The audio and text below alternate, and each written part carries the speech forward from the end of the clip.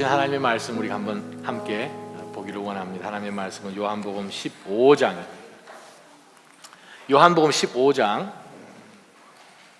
12절에서 17절까지 말씀입니다. 요한복음 15장 12절에서 17절까지 말씀. 함께 하나님이 주신 말씀, 오늘 저녁에 저희가 또 셀 개강 예배로 우리가 하나님 앞에 드리는 예배 가운데 주신 말씀 우리가 함께 받고 은혜 받기를 원합니다. 요한복음 15장 12절에서 17절 함께 한 목소리로 말씀 받습니다. 내 계명은 시작. 내 계명은 이것이다. 내가 너희를 사랑한 것과 같이 너희도 서로 사랑하라. 사람이 자기 친구를 위해 목숨을 내놓는 것보다 더 큰 사랑은 없다. 너희가 만일 내 계명을 지키면 너희는 내 친구다. 나는 이제부터 너희를 종이라고 부르지 않겠다. 종은 주인의 일을 알지 못하지만 나는 너희에게 내 아버지께 들은 것을 모두 알려주었으니 친구라고 부르는 것이다. 너희가 나를 선택한 것이 아니라 내가 너희를 택해 세운 것이다. 그것은 너희가 가서 열매를 맺어 그 열매가 계속 남아있게 하려는 것이다. 그러므로 너희가 무엇이든지 내 이름으로 구하면 아버지께서 너희에게 주실 것이다. 내가 너희에게 명하는 것은 이것이다. 너희는 서로 사랑하라. 아멘. 오늘 본문의 말씀 여러분 잘 아시는 예수님께서 이제 이 땅에 계시는 동안에 마지막으로 기도하시는 그 장소로 겟세마네 동산으로 올라가시는 시간입니다. 예수님께서는 특별히 이 공생의 마지막 부분에 있어서 정말 제자들과 좀 더 많은 시간을 갖기를 원하셨어요. 왜냐하면 주께서 이 땅 가운데 계시면서 하신 그 일들을 그들에게 맡겨서 그들이 이제 작은 예수가 되어서 주님으로부터 받은 사명 가지고 감당해야 되겠기에 그들과 시간을 최대한 많이 갖기 위해서 집중적으로 또 그들과 함께 시간을 보내셨죠.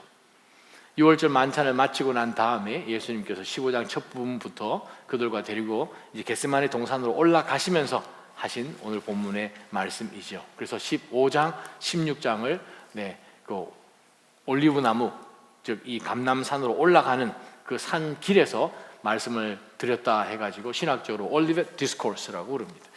15장에 금방 주님께서 주신 말씀을 우리가 한번 들여다보면 내 계명은 이것이다. 내가 너희를 사랑한 것과 같이 너희도 서로 사랑하라 라고 말씀하셨어요. 근데 사실 보게 되면 그 앞부분의 이야기는 1절부터 11절까지 이야기는 딱 두 가지입니다. 물론 포도나무 말씀을 하시는데 포도나무가 성장을 하고 열매를 맺는 그것을 처음으로 말씀을 하시면서 너희가 내 안에 있고 내 말이 너희 안에 있고 라고 말씀을 하시면서 하나 되는 것을 설명하시면서 하나님 아버지와 아들 성자 예수 그리스도 간의 그 사랑에 대해서 집중적으로 말씀을 이미 하셨습니다. 아버지와 그 아들과의 그 사랑, 패밀리, 한 가족 안에서 나누어질 수 없는 그 사랑 안에서 지금까지 주님께서 하나님의 영광을, 즉 하나님이 보기를 원하시는 그 열매를 공생의 기간 가운데 보여주셨던 것을 제자들에게 말씀하시면서 동일한 내용을 제자들 편에 다시 적용이 될 수 있도록 하신 말씀이 12절부터 17절까지 말씀입니다. 다르게 표현하면 사실 1절부터 12절까지 말씀이 동일한 말씀이죠. 17절까지 말씀이 동일한 말씀이죠.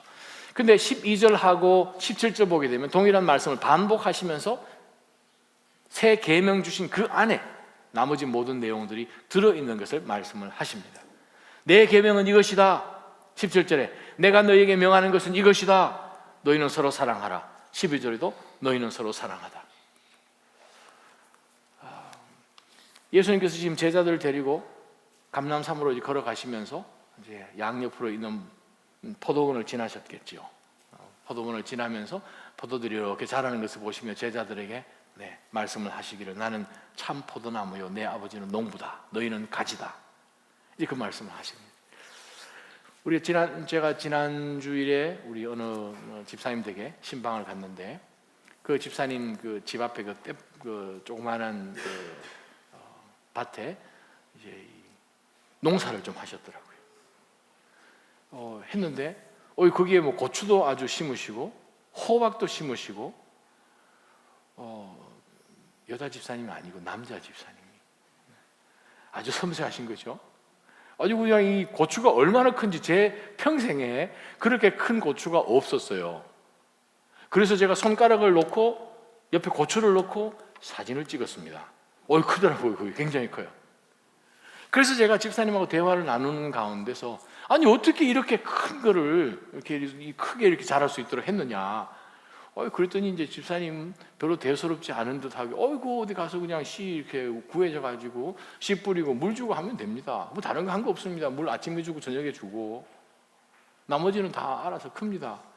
해보니까 잘 안 돼요, 사실은. 그죠? 알아서 안 크죠? 근데 자, 우리가 오늘 이 본문의 말씀과 우리가 주변에 늘 보는 그 내용들을 다시 한번 합쳐서 한번 생각을 이렇게 한번 해봅시다. 우리가 조그마한 식물을 심었습니다. 고추씨를 심었습니다. 고추가 자라나는 거예요, 지금. 이제 고추가 이제 조그맣게 열리면서 자라나는데 바로 이 고추를 잘 크게끔 혹은 이 농작물을, 식물을, 꽃을 잘 이게 크게끔 과실나무 조그만 것을 심어서 잘 크게끔 하기 위해서 필요한 게 뭐가 있죠? 뭐가 필요해요? 보세요. 거기 키우는 게 쉽지 않다니까요. 뭐가 있어야지 큽니까? 햇빛이 있어야 되죠. 그죠? 햇빛이 있어야 돼요. 햇빛이 있어야. 또 뭐가 필요합니까? 물을 주셔야 돼요. 물을. 네. 자, 햇빛도 필요하고 물도 필요하고 하나만 더 쓰시죠. 뭐가 또 필요해요? 그거를 그냥 밀폐된 공간 안에 두면 성장할 수 없는 거죠. 자, 제일 먼저 한번 햇볕을 한번 생각해 봅시다. 자라기 위해서는, 성장하기 위해서는 햇볕이 필요한 거예요. 위에서부터 내리쬐는 빛이 필요한 거예요. 그 빛을 못 받고 빛을 가리고 숨어 있고 어두컴컴한 데 있으면 자라지 못합니다. 이끼가 생기겠죠. 병균들이 생기겠죠. 그러한 가운데서 건강하게 절대 자라지 못합니다. 만약에 화분에 심어놓은 그것을 지하실 컴컴한 곳에다가 한쪽 기퉁이 오일 탱크 있는 그 뒤쪽에다 놔둬버리면 어떻게 되겠어요? 못 자라는 거죠. 햇빛을 잘 받아야 되는 거예요. 그 말은 무엇인가? 우리가 영적으로 그것을 한번 보게 되면 야고보서 1장 17절에 보면은 하나님은 빛들의 아버지라고 말씀하십니다. 자, 그러면 우리가 믿음 가운데서 성장하기 위해서, 셀 가운데서 성장하기 위해서, 셀이라는 것은 동물이든 식물이든 간에 성장하기 위한 가장 기초적인 단위라고 우리가 생각을 할 수 있죠. 잘 성장을 하려면 셀 예배 가운데 잘 성장을 하기 위해서 거기에 속해 있는 모든 믿음의 식구들이, 셀 구성원들이 잘 성장하기 위해서 정말 중요한 게 무엇인가? 그래요. 하나님 앞에 그걸 노출이 되어 있어요. 하나님 우리 가운데 공급하시는 그것을 잘 받을 수 있도록 우리가 하나님을 향해서 열려 있어야 된다는 거죠. 12절 말씀을 자세히 한번 봅시다.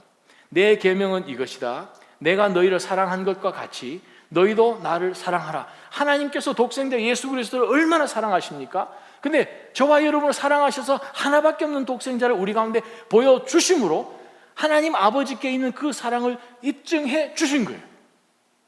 하나님께서 우리 삶을 향해서 예수 그리스도를 통하여 우리에게 더 주시고자 하는 그 은혜를 계속 받을 수 있도록 우리가 하나님을 향하여서 열려 있는 것이 참 중요하죠.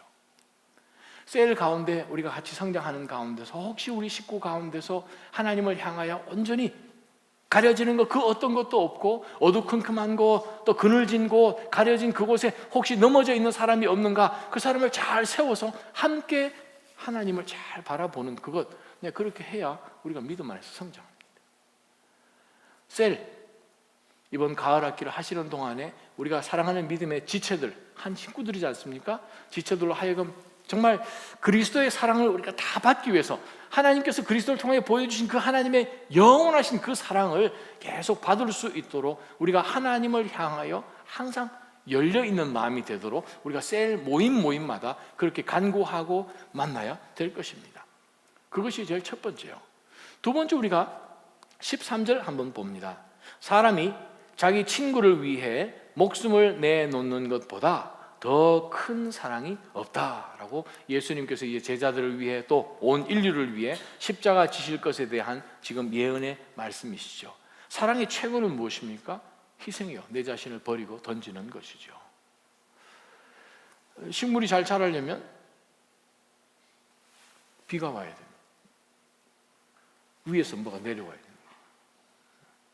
예수님께서 위에 계신 분이 오신 거예요. 우리를 위해서 내어 주신 거예요. 비를 잘 받기 위해서는 위에 뭐 이렇게 처마나 지붕이나 이런 것이 덮여 있으면 안 되죠. 죄 같은 것으로 가려져 있어서는 안 되는 것이죠. 정말 그 주님의 그 놀라운 희생적인 그러한 사랑이 우리 삶 가운데 침투해 들어올 수 있도록 우리가 가려져 있는 것이 없어야 되는 것이죠. 때로는 우리가 식구들 가운데 혹 어려움이 있고 또 잘못한 것이 있고 하게 되면 그것을 통해서 또 용서하는 것. 왜냐하면 주님께서 우리에게 보여주시는 가장 최고의 모델이 무엇입니까? 내어주는 거거든요. 희생하는 것이거든요. 우리가 성장하기 위해서 어느 한 세포가 다른 세포에 대해서 애를 쓰고 왼팔을 위해서 오른팔이 도와주고 하는 것에 대해서 생색을 내지 않지요. 내가 너를 도와줬으니 너 다음에 그런 거 전혀 없이 우리가 존재하는 이유는 다른 모든 지체들을 위해서 우리가 희생하기 위해서 존재하는 거거든요. 예수 그리스도께서 우리 가운데 구세주가 되신 이유가 무엇입니까? 주님이 오셔서 희생하셨기 때문에 그렇거든요. 하늘 위에서 내려오셨기 때문에 그렇거든요. 비가 되어서 우리 가운데 위에서 비가 내리는 것처럼 주님께서 이 땅 가운데 위에서 모든 것 버리고 이 땅에 오셔서 오신 정도가 아니라 오셔서 죽으셨기 때문에 우리가 그 사랑을 아는 것이죠. 세상에서 보는 그런 사랑과 전혀 다른 사랑을 우리가 그리스도 안에서 발견하는 것이죠. 그래서 예수님 하신 말씀이 사람이 자기 친구를 위해 목숨을 내놓는 것보다 더 큰 사랑은 없다. 제가 굉장한 한번 선포를 이렇게 하려고 합니다. 이번 가을 학기 동안에 우리 식구들을 위해서 여러분이 목숨을 내어놓으실 만큼 조금 완화시켜서 그렇게 좀 사랑해 주셨으면 좋겠어요. 여러분 그 안에서는 정말 무슨 얘기도 다 통할 수 있고 뭐든지 허물도 다 덮어주고, 그래서 정말 하나님께서 위에서 비를 내려주시는데 그 비를 하나도 빠뜨리지 않고 다 받아 먹어야 되니까. 저희 집에 조그만 화초가 있는데 몇 달 전에 산 화초인데 죽을만 하면 물 좀 주면 또 꽃이 막 피고 막 그래요. 그래서 저는 속으로 이렇게 생각했습니다. 야, 이 화분 이거 정말 이거 10불도 안 되는 거 화분 이거 팔아서 이 사람들 장사 되겠나 생각이 드는 거예요. 계속 물만 주면 안 죽는 거예요. 계속 꽃이 또 나오는 거죠. 물이 그만큼 중요해요. 우리 삶 가운데 그 그리스도의 사랑, 희생적인 사랑, 바로 그것이 정말 이 땅 가운데 내려오신 것처럼, 비록 우리 가운데 식물 위에 내려서 그 식물이 자라는 것처럼 동일하게 우리도 그리스도를 통해서 우리 가운데 보여주신 그 희생적인 사랑이 근데 우리 삶을 통해서 또 그렇게 전달되었으면 참 좋겠습니다. 그 다음에 필요한 것이 햇빛이 있고 또 물이 있고 그 다음에 필요한 게 공기예요. 공기, 바람이죠. 생각을 하면서 오늘 새벽기도 때 이 시간에 이렇게 앉아 있다가 설교를 이렇게 고민하는데 이 생각이 갑자기 나서 지금 설교가 조금 바뀌어서 지금 제가 이 설교를 드리는데, 공기를 한번 생각해 보십시다. 만약에 햇볕도 있고 물도 있는데 그냥 꽉 막혀서 어떠한 공기도 통하지 않고 그냥 밀폐된 공간 속에 있다면 그거는 그 식물에게 전혀 좋지 않겠죠. 근데 우리의 신앙적인 우리의 상태도 마찬가지예요. 매캐하고 어두컴컴하고 그냥 꽉 막혀 있고 오염되어 있는 그런 것 가운데서 그냥 있는 가운데서는 정말 그야말로 둠이 있겠고 생존적인 그러한 본능이 오히려 드러나겠죠. 그러나 그렇지 않고 그 가운데서 왔다리 갔다리 하는 뭐가 있는 거예요. 공기가 있는 거예요. 바람이 있는 거예요. 성령 하나님이 공동체 가운데, 셀 모임 가운데 계속 왔다리 갔다리 하게 되면 어떻게 되겠습니까? 조그만 오염적인 그러한 혹은 냄새나는 것, 매캐한 그러한 것이 있어도 신선한 하나님의 바람이 그냥 여러분 셀 모임 가운데 여기서 슉 불고 저기서 슉 불고 하는 가운데서 정말 성령 하나님이 인도하시고 꽉 차서 역사하시는 셀 모임이라면 그 가운데 굉장한 성장이 있을 것입니다.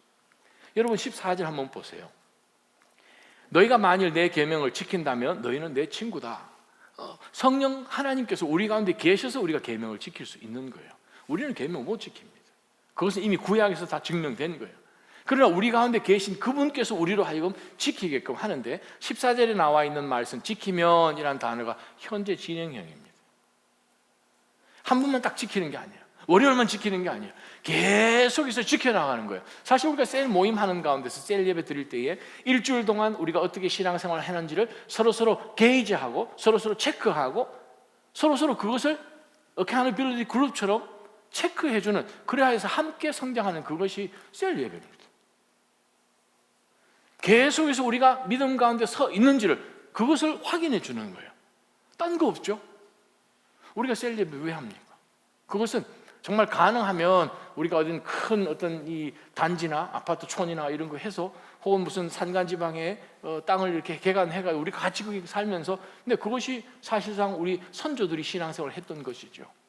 같이 모여 있고 그 가운데서 지금도 많은 그러한 퀘이크 교도나 에미시들이나 그렇게 하고 있는 것처럼, 네, 우리의 믿음의 오래된 선조들은 그렇게 신앙생활을 하면서 순수성을 지켜왔죠. 그것처럼 예수님께서 하신 말씀이 뭐냐면 우리가 내 계명을 계속 지키는 바로 그러한 열정이 계속 불붙기 위해서는 함께 서 있어줘야 됩니다.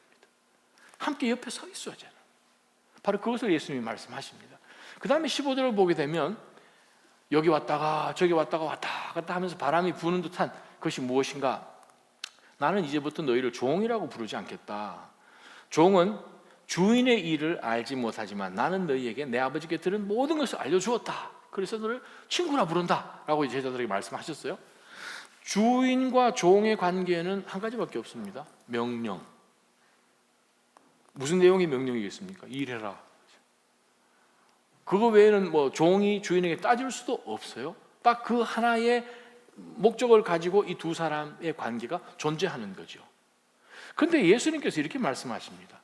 나는 너희들과의 나 관계가 그게 아니고 내가 아버지께로부터 받은 모든 인포메이션, 모든 정보, 나는 가족이기 때문에 소유하고 있는 모든 것을 너희들에게 다 공개했다. 지금 그 얘기거든요. 소통이죠. 성령을 통한 소통.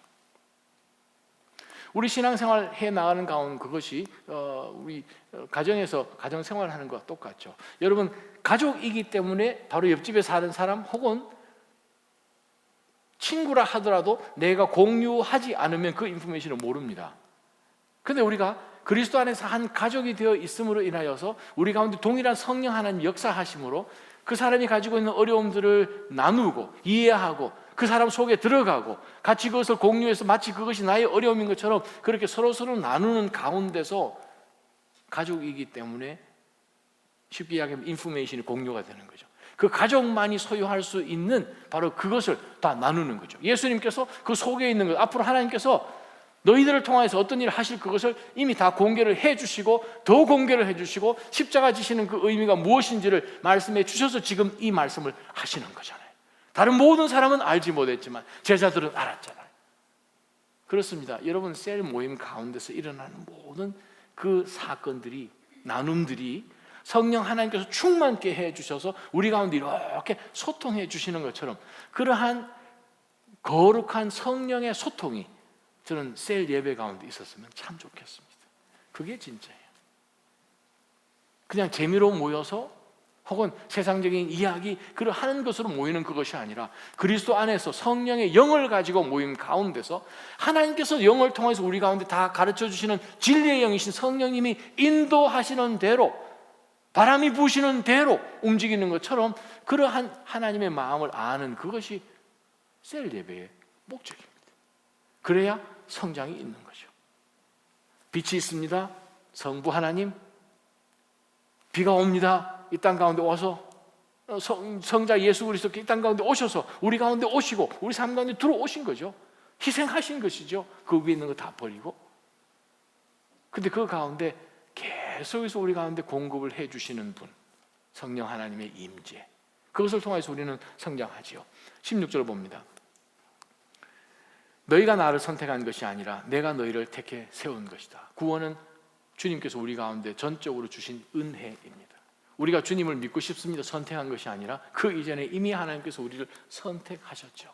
제자들이 분명 하시는 말씀이 너희가 나를 선택한 것이 아니라 내가 너희를 선택했고 세웠다는 거죠.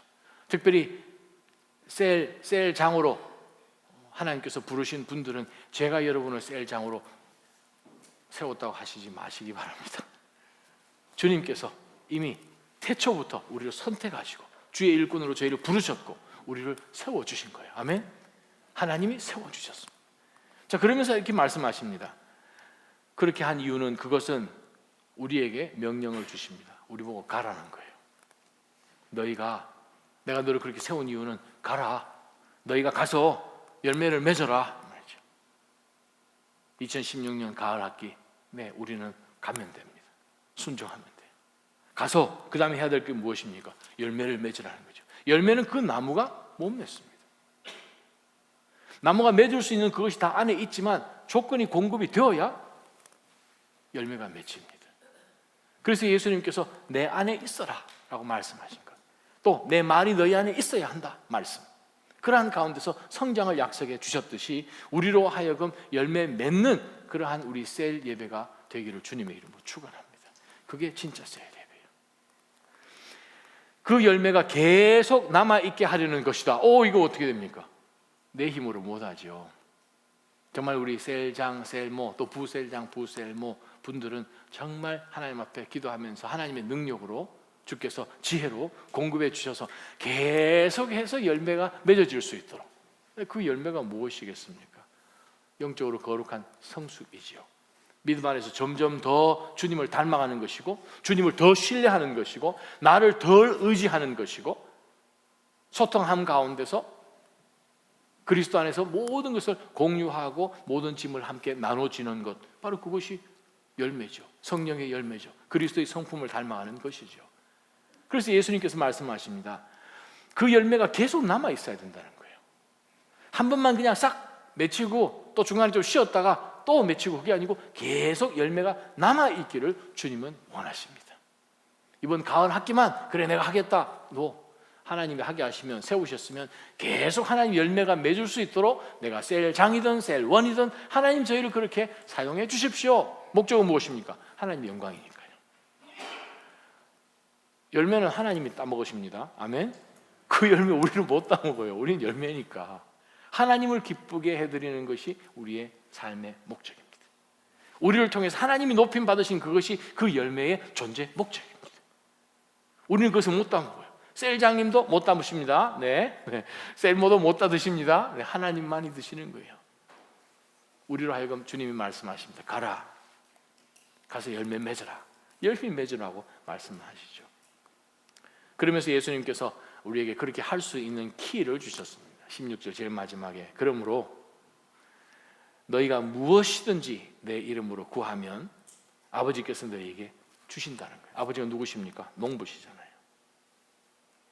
아버지가 농부시잖아요. 자라게 하시는 바로 그분 하나님이시잖아요. 우리가 어떻게 하라고요? 예수님의 이름으로 기도하라는 거죠. 예수님의 이름으로 기도하라. 무엇이든지 기도하는 마음이 생기게끔 이 상황 가운데서 기도하지 않으면 이거 안 된다. 성령 하나님이 깨우쳐 주게 하시죠. 그래요.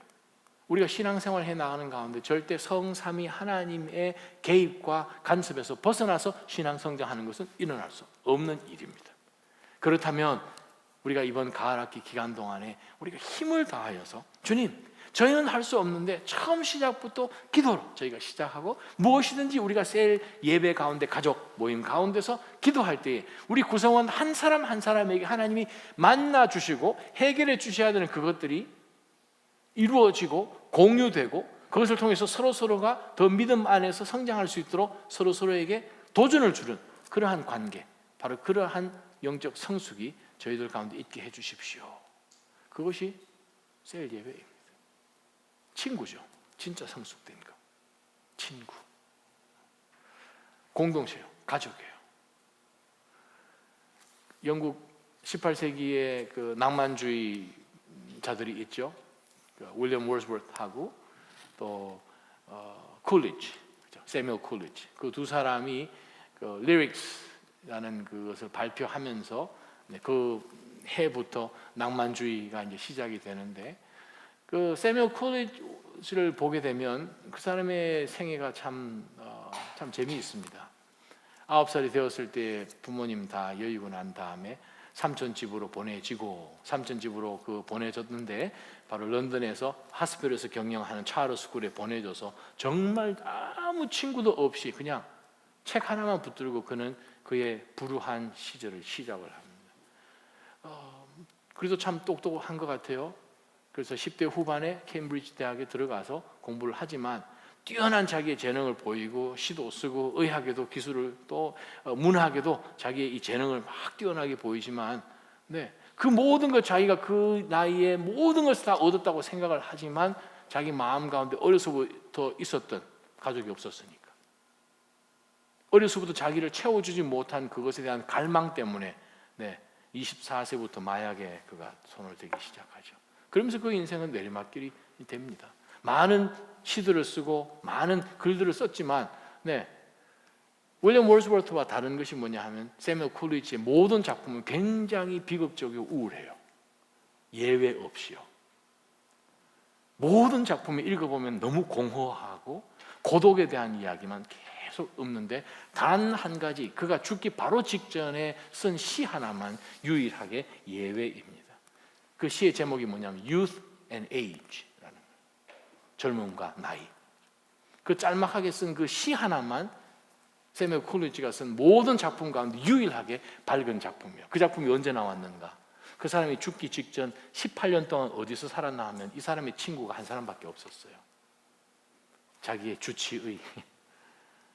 자기 주치. 그랬더니 그 마지막 생애 18년 동안 자기 주치의 집에서 떠나질 않고 그 집에서만 살았어요. 그러면서 그가 그 시를 쓰면서 그 마지막 그 문장 가운데서 뭐라고 그가 얘기를 하는가 하면 이렇게 이야기합니다. Friendship is a sheltering tree. 우정이라는 것은 우리에게 그늘을 주는 나무다.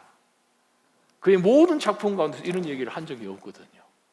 그게 무엇입니까?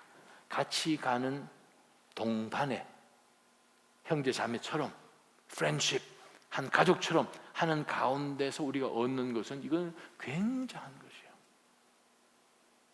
교회 바깥에서도 하물며 세상 가운데서 지쳐있는 믿음의 성도들이 그리스도의 이름으로 모여 있을 때 그 안에 정말 그리스도 안에서 한 형제요 한 자매요 정말 주님께서 부르십니다. You are my friend 라고 부르신 것처럼 그리스도의 참 형제로 자매로 한 진짜 친구로 있으면 저희는 사랑하는 모든 믿음의 식구들 가운데 얼마든지 우리는 sheltering tree가 된다는 거죠.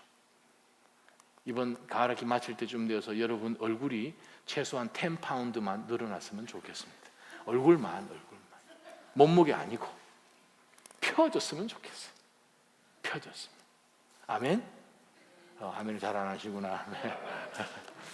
영적으로 얼굴이 확 펴지기를 주님의 이름으로 축원합니다. 한번 기도하며 하나님 앞에 나가십시다. 주님께서 저희들 가운데 허락하신 이 말씀, 그 말씀은 우리가 셀 모임 예배 가운데서 정말 하나님이 보기를 원하시는 것은 무엇인가? 우리는 그리스도 안에서 하나님께서 우리 가운데 주신 그 은혜들을 잊어버리지 않고 온전히 하나님이 예배하신 그 모든 햇빛처럼 우리에게 더 많은 은혜를 주시고 모든 선물들은 모든 온갖 좋은 선물들은 빛들의 아버지이신 하나님으로부터 온다라고 말씀을 했습니다.